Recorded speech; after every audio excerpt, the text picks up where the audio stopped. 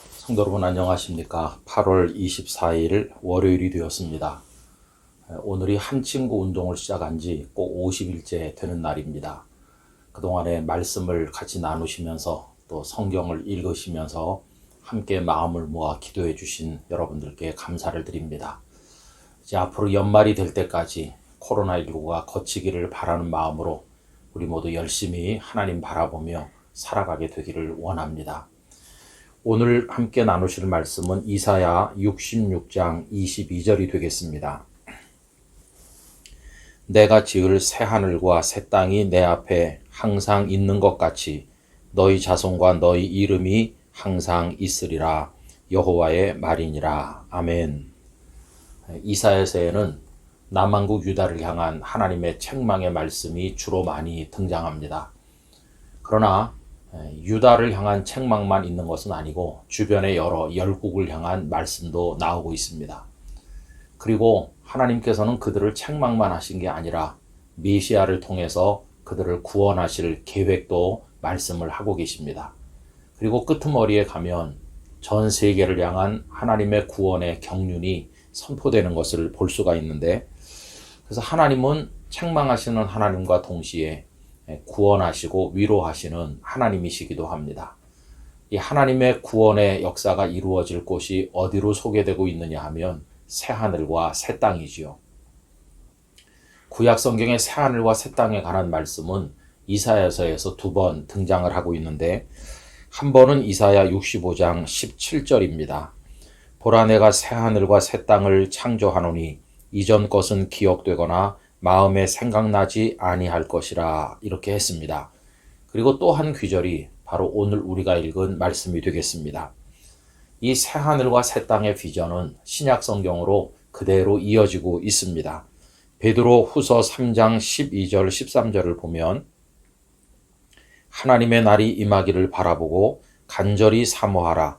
그날에 하늘이 불에 타서 풀어지고 물질이 뜨거운 불에 녹아지려니와 우리는 그의 약속대로 의가 있는 곳인 새하늘과 새 땅을 바라보도다 라고 했습니다.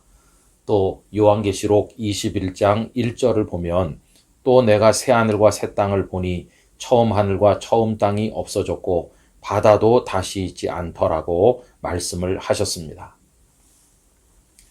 여기서 우리가 중요하게 여겨야 될 주제가 몇 가지 있는데, 그 첫째는 새하늘과 새 땅은 하나님께서 만드신다는 것입니다. 오늘 본문에도 보면 내가 지을 새하늘과 새 땅이라 하셨습니다. 그 새하늘과 새 땅에 하나님의 나라가 이루어지는 거 아니겠어요? 결국 하나님의 나라는 하나님께서 지으시고 세우시는 것입니다. 우리가 세상에 사는 동안에 사람들은 더 좋은 세상을 만들어 보려고 노력을 하면서 법을 만들고 제도를 만들고 사회 개혁을 위해서 애를 많이 씁니다. 그러나 아무리 사람이 노력을 해도 이 땅에 온전한 유토피아를 건설할 수는 없는 것입니다. 하나님의 나라는 오직 하나님께서 직접 세우실 때 이루어진다는 사실을 우린 알아야 되는 거죠. 여러분, 구원의 역사는 사람의 노력에 달려있는 게 아닙니다.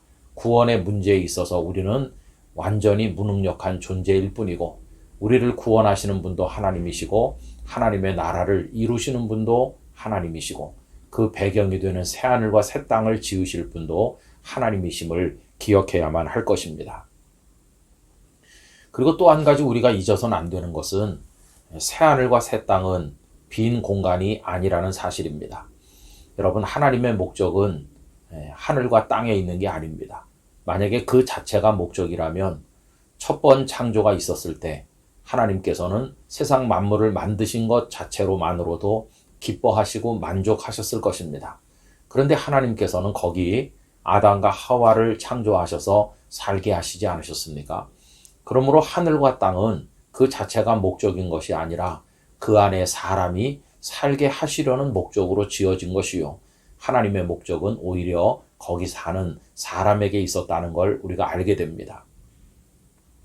에덴을 만드시고 아담과 하와를 살게 하신 하나님, 가나안 땅을 주시면서 이스라엘 백성을 살게 하신 하나님께서는 새 하늘과 새 땅을 지으시고 거기 하나님의 나라를 이루시고 우리를 거기 거주할 하나님의 백성으로 부르시게 될 것입니다. 그래서 오늘 본문 후반부에 보면 너희 자손과 너희 이름이 항상 있으리라 이렇게 말씀하셨는데, 새하늘과 새 땅이 영원한 것처럼, 거기 하나님의 나라가 영원한 것처럼 하나님을 경외하는 하나님의 사람들의 이름이 그곳에 영원할 것이고 우리는 그곳에서 영생 복락을 누리게 될 것을 말씀하여 주시는 것입니다. 여러분, 이처럼 새하늘과 새 땅은 우리가 거처할 영원한 처소입니다. 이에 관해서 요한복음 14장 2절과 3절이 잘 말씀하죠. 예수님의 말씀입니다. 내 아버지 집에 거할 곳이 많도다. 그렇지 않으면 너희에게 일렀으리라. 내가 너희를 위하여 거처를 예비하러 가노니 가서 너희를 위하여 거처를 예비하면 내가 다시 와서 너희를 내게로 영접하여 나 있는 곳에 너희도 있게 하리라 말씀을 하셨습니다. 여러분, 우리가 지금은 세상에 살고 있습니다. 그러나 세상의 삶은 결코 영원한 것이 아닙니다. 우린 이곳에 잠시 거하다가 하나님께서 준비하실 새하늘과 새 땅으로 옮겨가서 살게 될 것입니다. 우린 늘 그 나라를 대망하는 마음을 잊어버리면 안 되겠습니다. 그런데 새하늘과 새 땅이 아름다운 이유는 그곳이 은금보화로 진주로 장식한 특별한 장소이기 때문이 아니라 그 핵심은 하나님께서 우리와 함께 하신다는 사실에 있습니다. 그러므로 비록 우리가 문제투성이인 고통스러운 세상에 살고는 있지만 이 땅에서도 하나님과 동행하는, 하나님과 함께하는 삶을 살기만 한다면 이 땅도 새하늘과 새 땅 같은 기쁨을 우리들에게 나누어 줄 것입니다.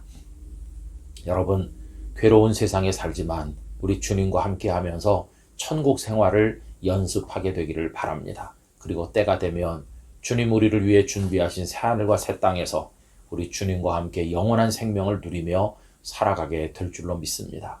이번 한 주간 동안도 매 순간 주님 의지하시고 답답하고 클클한 많은 사연들을 주님께 맡기고 주님 안에 천국을 연습하는 삶으로 살아가시게 되기를 기원합니다. 존귀하신 아버지 하나님, 새하늘과 새 땅을 지으시고 하나님의 나라를 이루사 우리의 이름을 그곳에 영원히 두게 하신다고 말씀하시니 감사합니다.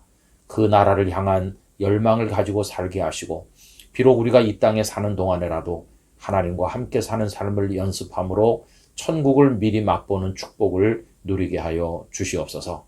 이번 한 주간 동안도 저희들의 삶을 지켜주시기를 원하옵고 예수님의 거룩하신 이름으로 기도드리옵나이다.